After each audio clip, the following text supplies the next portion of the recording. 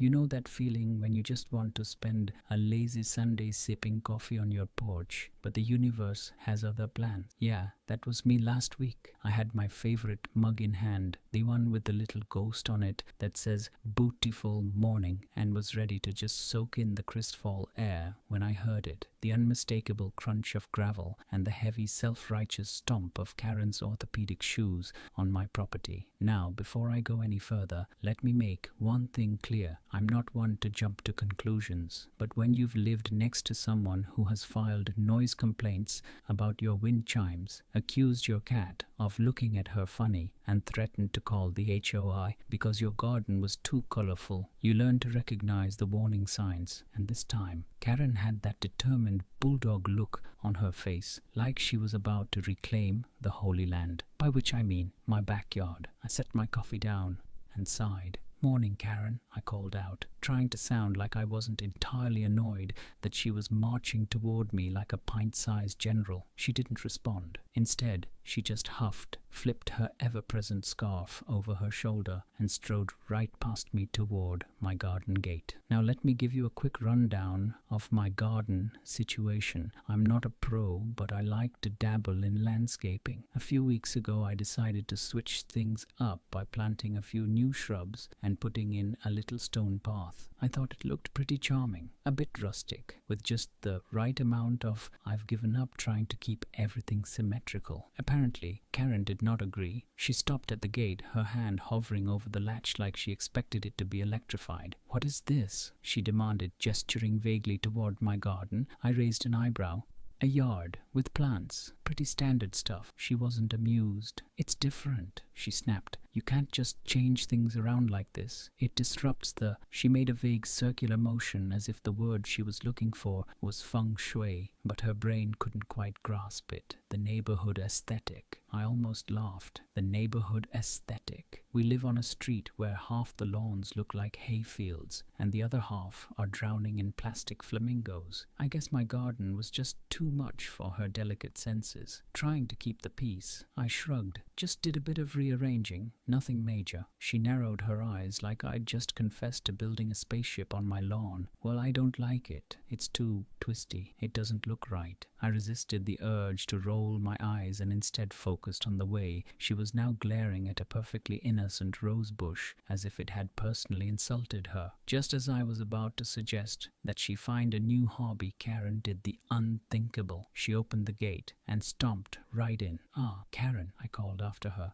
"You can't just—" But she was already halfway down the stone path, muttering about property values and how, back in her day, people kept their gardens in neat, orderly rows. I watched, half amused and half concerned, as she made her way through the twists and turns of the little path I'd made. "Here's the thing. My garden isn't that complicated. Sure, it has a few loops and curves and maybe one too many trellises draped with ivy, but it's not exactly a labyrinth. At least, it wasn't." But as Karen marched deeper into the greenery, her steps seemed to slow. I could hear her grumbling turn into something more uncertain. A few minutes passed, and then I heard it, the unmistakable sound of Karen's voice tinged with panic. Where's the exit?" I blinked. Surely she was joking. "I mean, it's just a little garden. There's one way in, one way out." I stepped closer to the path, peering around the rose bushes. "Karen," I called. "Are you okay?" No answer, just the rustling of leaves and the distant crunch of gravel. I walked in a bit farther, expecting to find her just around the corner, probably cursing my choice of perennials. But the path seemed longer, twisting, turning. I was sure it hadn't been this convoluted when I built it. "Karen," I called again, louder this time. Still nothing. I could feel a weird prickling sensation at the back of my neck, like the garden itself was shifting. I swear, it was like stepping into a dream where nothing quite makes sense. The air was thicker, the shadows longer. I caught a glimpse of movement out of the corner of my eye, a flicker of something pale and floral disappearing behind a hedge. My pulse quickened. This wasn't normal. Gardens don't just change. After what felt like an hour of wandering, and let me be clear, my garden is not that big, I finally found myself back at the gate. I stepped out, half expecting Karen to be waiting on the sidewalk, huffing about how my garden had offended her sense of order, but she wasn't there. I looked back, and the path looked as it always had, short, simple, winding in a gentle curve to the flower beds.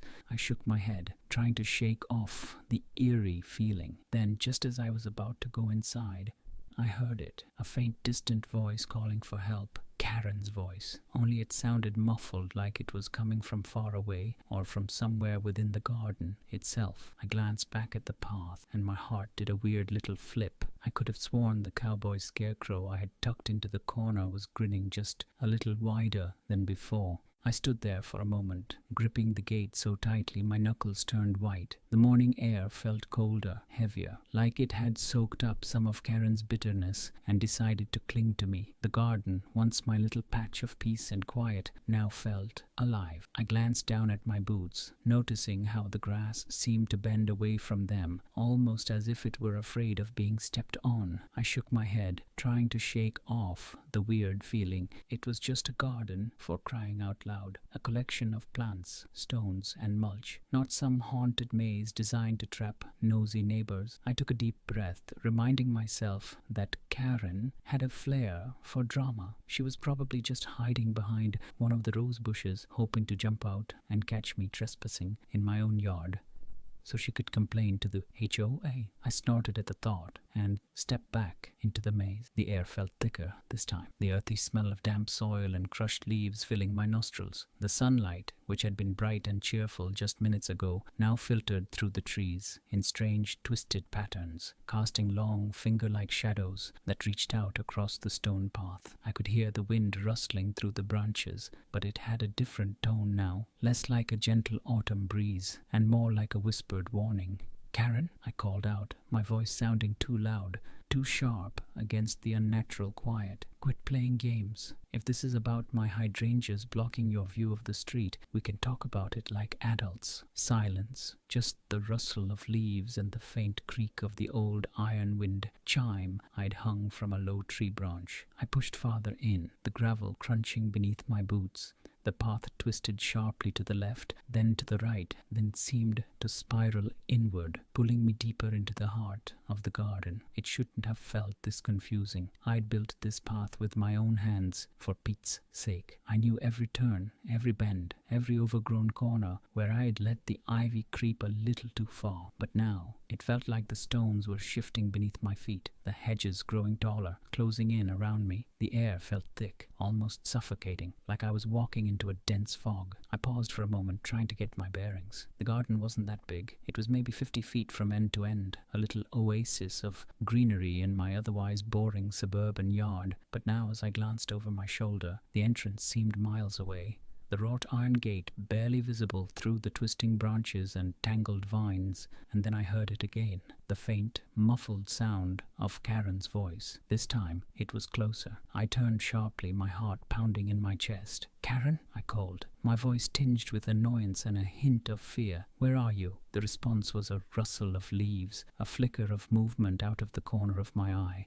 I whipped around, catching a glimpse of something white and floral darting behind a tree. My heart skipped a beat. I stepped closer, peering around the trunk, expecting to find Karen crouched there, maybe trying to prank me or sneak up behind me for some weird, passive-aggressive reason. But the space behind the tree was empty, just a few scattered leaves and the faint outline of my shadow stretching long and thin across the gravel. I frowned, taking a step back. This was getting ridiculous. I turned again, trying to find the path that led back to the gate, but the maze had shifted once more, the hedges taller, the shadows darker. "All right, Karen," I muttered, clenching my fists. "You've had your fun. Come out." And a whisper cut me off, slicing through the cool air like a knife. It wasn't Karen's voice. It wasn't even human. It was low, guttural, and seemed to come from all around me at once, echoing off the tree trunks and bouncing off the stone path. I froze, my pulse racing. "Leave," the voice hissed, drawing the word out like a long, slow exhale. "Leave this place." I stumbled back, my foot catching on a loose stone. I barely managed to catch myself, my hands brushing against the rough bark of a nearby tree. The air felt colder, the shadows longer, and the garden itself seemed to pulse like a living, breathing thing. I took a shaky step back, my mind racing. This was my garden, my sanctuary. It wasn't supposed to feel like this, like a trap, like a living nightmare. like something out of a twisted fairy tale. I turned, desperately searching for the path back to the gate, but the garden had transformed around me, the paths twisting and turning in impossible ways, the hedges growing taller, the branches reaching out like skeletal fingers. I could feel the panic rising in my chest, my breath coming in short, sharp gasps. And then, just as suddenly as it had started, the whispering stopped. The shadows pulled back, the trees straightened, and the garden felt normal again, calm, quiet, peaceful. I staggered back, my heart still racing, my hands trembling. I took a deep breath, trying to steady myself. I glanced around, half expecting Karen to leap out from behind a bush, cackling at her successful prank. But there was no sign of her, just the gentle rustle of leaves and the distant hum of a lawn mower from a few houses down. I stumbled back toward the gate, not caring if I trampled a few of my precious hydrangeas in the process. I slammed the gate shut behind me, leaning against it as I tried to catch my breath. What the hell had just happened? I glanced back at the garden, the path now looking perfectly normal again, the sunlight filtering through the leaves in soft golden rays. For a moment I considered going back in, trying to figure out what had just happened, maybe even finding Karen if she was still in there somewhere. But then I heard it again, the faint, muffled sound of her voice, this time even further away, drifting on the cool morning breeze. I took a deep breath, stepped back, and did the only sensible thing I could think of. I went inside, locked the door behind me, and poured myself another cup of coffee. Whatever had just happened in that garden, I wasn't about to go back in and find out. Not until I figured out what kind of twisted game my backyard was playing with me. I spent the next few hours pacing around my kitchen, glancing nervously out the window at my garden, the same garden I had lovingly cultivated for years, now feeling like a stranger staring back at me. I tried to distract myself with mundane tasks, washing dishes, reorganizing the pantry, even dusting the top of my refrigerator, which hadn't seen a cleaning rag in at least a decade. But my mind kept drifting back to the twisted paths and whispering shadows I'd stumbled through earlier. I couldn't shake the image of Karen's floral scarf disappearing behind that tree, the way the garden had seemed to stretch and twist around her like it was swallowing her whole. And that voice, the low, guttural whisper that had cut through the air like a knife. It wasn't the wind, it wasn't the rustling of leaves, and it definitely wasn't my overactive imagination. I knew my garden. I knew every rose bush, every ivy-covered trellis, every gnarled tree root that I had nearly broken my ankle on at least twice. This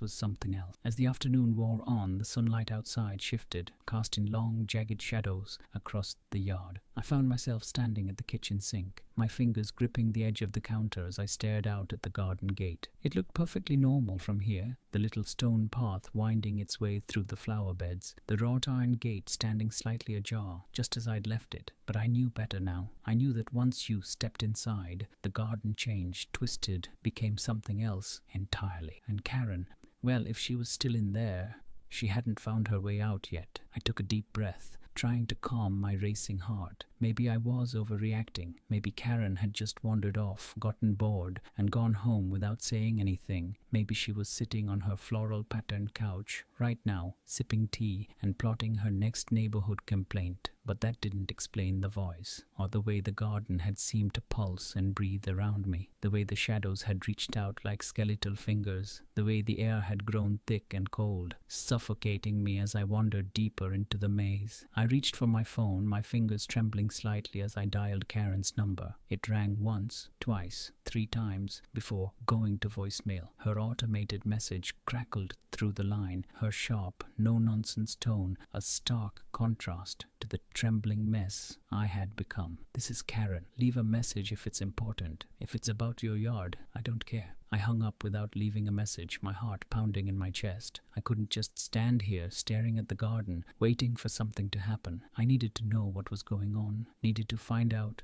what had happened to Karen. Needed to take back control of my own backyard. I grabbed my jacket, threw open the back door, and stepped out onto the porch. The cool evening air hit my face, a sharp contrast to the warm, stagnant air I had felt in the garden earlier. I took a deep breath, steeling myself for whatever I might find. The gate creaked slightly as I pushed it open, the old iron hinges groaning in protest. I hesitated for a moment, my hand resting on the cool metal before stepping inside. The path crunched beneath my boots as I made my way past the rose bushes and ivy-covered trellises. Everything looked normal at first. The stones were where I had placed them, the shrubs neatly trimmed, the flowers swaying gently in the evening breeze. But as I moved deeper into the garden, the air grew colder, the shadows longer, the sense of being watched more intense. I paused at a fork in the path, glancing nervously over my shoulder. The gate was still visible behind me, framed by the setting sun, the light casting long twisted shadows across the stone. I turned back to the path in front of me, my heart pounding in my chest. I chose the left path, stepping carefully over a tangle of roots that hadn't been there before. The air grew thicker, the shadows darker, the faint rustle of leaves turning into a low guttural whisper that echoed off the trees. "Leave," the voice hissed, the words stretching out like a snake uncoiling in the darkness. "Leave this place." I stumbled back, my heart racing, my breath coming in short, sharp gasps. I could feel the garden closing in around me, the hedges growing taller, the branches reaching out like skeletal fingers, the shadows twisting and writhing like living things. I spun around, desperate to find my way back to the gate, but the path had changed again, the stones shifting beneath my feet, the trees closing in around me like the jaws of some ancient, hungry beast. "Karen!" I shouted, my voice echoing off the twisted branches and gnarled roots. "Karen, if you're out here, say something." For a moment, there was only silence, the thick, oppressive quiet of the garden pressing in on me from all sides. And then faintly I heard it, a distant, muffled scream coming from somewhere deep within the maze. I stumbled forward, my heart racing, my mind spinning with fear and confusion. The path twisted sharply to the left, then to the right, the hedges closing in around me, the shadows reaching out to brush against my skin like cold, skeletal hands. The scream grew louder, closer, more desperate. I pushed through a wall of ivy, the leaves scraping against my face, the branches tugging at my jacket, and found myself standing at the edge of a small, overgrown clearing. In the center of the clearing stood a twisted, gnarled tree, its branches reaching up toward the darkening sky, like the twisted fingers of some ancient, forgotten god. And at the base of the tree, half buried in the tangled roots and damp, rotting leaves, lay Karen's floral scarf, stained with mud and streaked with something dark and sticky. I took a step back, my heart pounding in my chest, my mind racing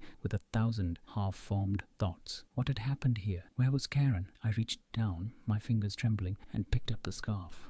The fabric was cold and damp, the floral print faded and torn, the edges frayed and stained with mud. I turned it over in my hands, my breath coming in short, sharp gasps, my heart pounding in my chest. And then I felt it. A cold, bony hand closing around my ankle, the fingers digging into my flesh, the grip impossibly strong, impossibly cold. I screamed, stumbling back, the scarf falling from my hands, the world spinning around me as I fell to the ground. When I looked up, the clearing was empty, the trees standing silent and still, the shadows pulling back, the air growing warmer, the leaves rustling gently in the evening breeze. I scrambled to my feet, my heart racing, my mind spinning, and stumbled back toward the gate, the path twisting and turning beneath my feet, the shadows reaching out to brush against my skin like cold, skeletal hands. I burst through the gate, slamming it shut behind me, my heart pounding in my chest, my breath coming in short, sharp gasps. I stumbled back to the porch, threw open the door, and collapsed onto the couch, my heart racing,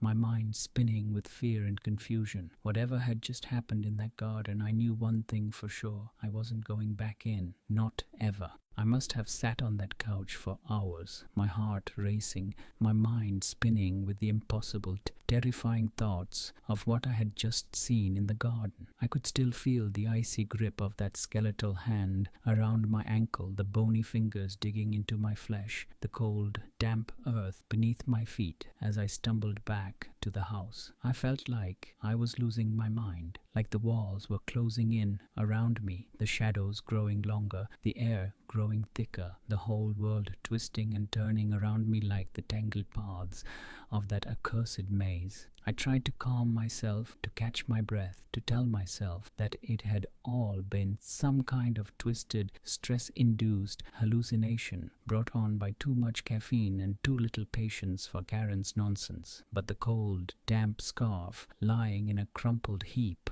on my living room floor told a different story. It was real. It had happened. And Karen, whatever had become of her, was still out there somewhere in the twisted, shifting paths of my garden. I forced myself to stand, my legs trembling beneath me, my heart still pounding in my chest. I couldn't just sit here, cowering in my own home, while that thing, whatever it was, took over my garden, my sanctuary, my little slice of peace and quiet. I had to do something. I grabbed my jacket, my flashlight, and the small rusty spade I kept by the back door for digging up weeds. It wasn't much of a weapon, but it was better than nothing. I took a deep breath, steeling myself for what I knew I had to do, and stepped back out onto the porch. The garden loomed before me, dark and twisted, the shadows stretching out like the grasping fingers of some ancient, hungry beast. I could feel the cold, damp air pressing in around me, the faint whisper of leaves rustling in the wind, the creak of the old iron gate as it swayed gently on its hinges. I took a step forward, the gravel crunching beneath my boots, and pushed the gate open. The path stretched out before me, twisting and turning into the darkness, the hedges towering above me like the walls of some ancient, forgotten fortress. I stepped inside, the gate creaking shut behind me, and felt the air grow colder, the shadows darker, the whole world closing in around me.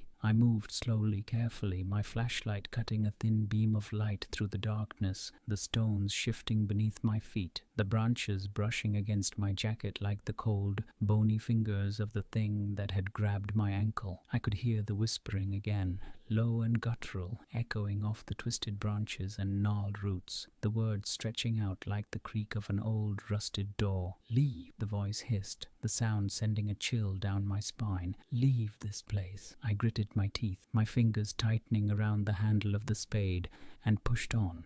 The shadows growing thicker, the air colder, the whole world twisting and turning around me. I could feel the garden shifting beneath my feet, the path stretching out longer and longer, the hedges closing in around me like the jaws of some ancient, hungry beast. I stumbled through a twisted arch of ivy, the leaves scraping against my face, the branches tugging at my jacket, and found myself standing in the small, overgrown clearing where I had found Karen's scarf. The twisted, gnarled tree loomed before me, its branches stretching up toward the dark, starless sky, like the grasping fingers of some ancient, forgotten god. The air was thick, heavy, oppressive, the shadows pressing in around me, the whole world seeming to pulse and breathe like a living thing. I could feel the cold, damp earth beneath my feet, the twisted roots wrapping around my ankles, the skeletal fingers reaching up to drag me down into the darkness. And then I saw her. Karen. She was standing at the base of the twisted tree, her floral scarf still draped around her neck, her eyes wide and unseeing, her mouth hanging open in a silent scream.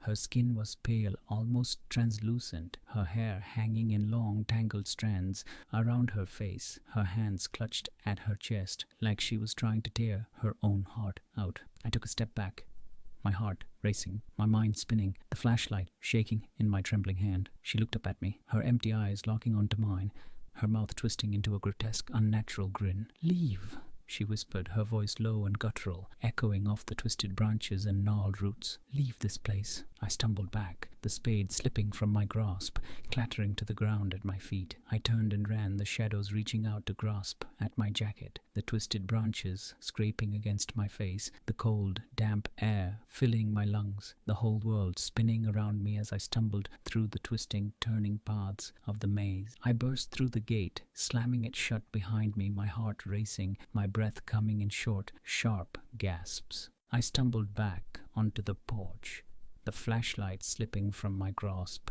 clattering to the wooden planks beneath my feet. I collapsed onto the steps, my heart pounding in my chest, my mind spinning with fear and confusion. I glanced back at the garden, the twisted gnarled branches swaying gently in the cool evening breeze, the shadows stretching out like the grasping fingers of some ancient, forgotten god. The garden had claimed her. I knew, deep down, that it had taken her, twisted her, turned her into something dark and terrible, something that would haunt my dreams for the rest of my life. And as I sat there, my heart still racing, my breath still coming in short, sharp gasps, I knew one thing for sure. I would never set foot in that garden again. Whatever it had become, whatever ancient twisted power had taken root among the roses and ivy, it was beyond my understanding, beyond my control, beyond anything I had ever imagined. I took a deep breath, stood, and stumbled back into the house, slamming the door shut behind me, locking it, bolting it, pushing the heavy oak dining room table up against it for good measure. Whatever had happened out there, whatever dark, terrible thing had taken Karen, it would not take me. Not today, not ever.